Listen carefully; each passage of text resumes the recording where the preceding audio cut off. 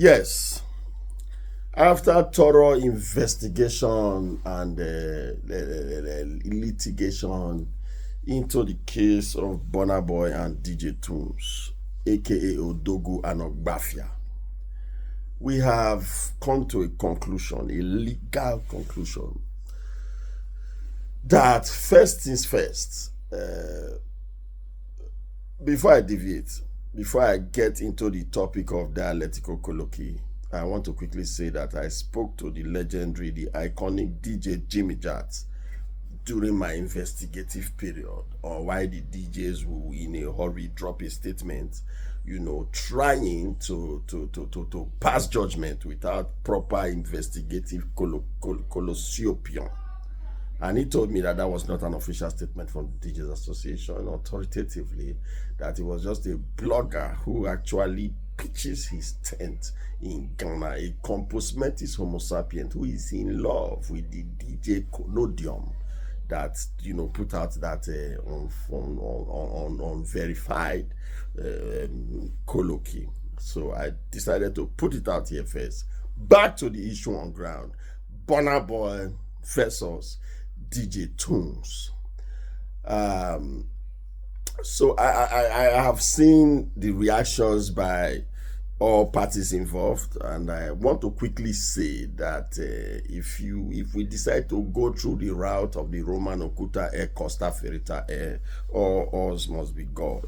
You understand me? That's so I decided to say, okay, let me look at this issue from the angle of a miasma of eudabolistic contests. The first major thing that we are going to look at is fun. Fun, F-U-N, fun. Fun. People going out to vehemently, deliberately, or if you like, igbudiously have fun. And it turns out into chaos. So the second topic for dialectical colloquy is chaos. Fun and chaos. In most cases, they go together after a few rounds of alcohol. Alcohol. So I want to believe that whatever happened on that day must have been a little bit influenced by this third party whose name should not be really mentioned, brand name in quotes. So I want to tender an unreserved apologia to anybody who might feel a certain way after watching this video, because what you may want me to tarantulate might not be what I will tarantulate, for your osmosis candidios pleasuratio.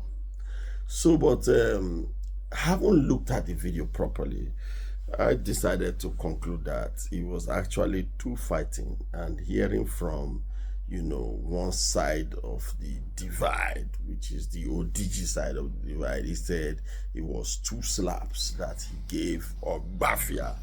And but meanwhile, Ogbafia already tweeted days before, the day that this illegal incandidious happened, that 10 men versus 1 man. Takes me back to Small God Whiskey when he said 20 men shall fall that day if you cross my lane. So I want to somehow believe that Ogbafia was thinking that the 10 men will fall, but Ogbafia was on the floor, but which is not the main topic for dialectical colloquy, because the first major thing that we must be able to broker within this demostelic haranguish connotation is peace. Okay, that's the real aim of this video, to broker peace between the two camps. It might not work out, but let's even try. You understand? Because every time I have the opportunity to air my demostelic harangue in an issue like this, I really do say that the entertainment industry in itself has served Nigeria in a case of Cogmac or Dark and Bricky P on the international scene. You understand me? So all the adumbrations, all the verbagogical effusions put forward by industry players and imperialistic enemies must must be put into consideration, because it's very important. If we decide to go into politics, the Vonderwehr of political aficionados who have done nothing but masturbate themselves in the corridors of power cannot be seated in this sacred precinct of this kind of discussion, because they fight on a daily basis, break maze on people's head. So let's focus on the subject matter. So Burna Boy, I'm asking you a very simple question. You said you slapped Ogbafia twice. My question now is, how did Ogbafia end up on the floor? Once again, I don't expect anybody to answer any question, because we are trying to broker peace.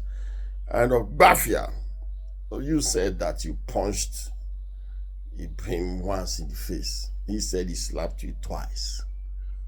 Man to man, how did you get on the floor?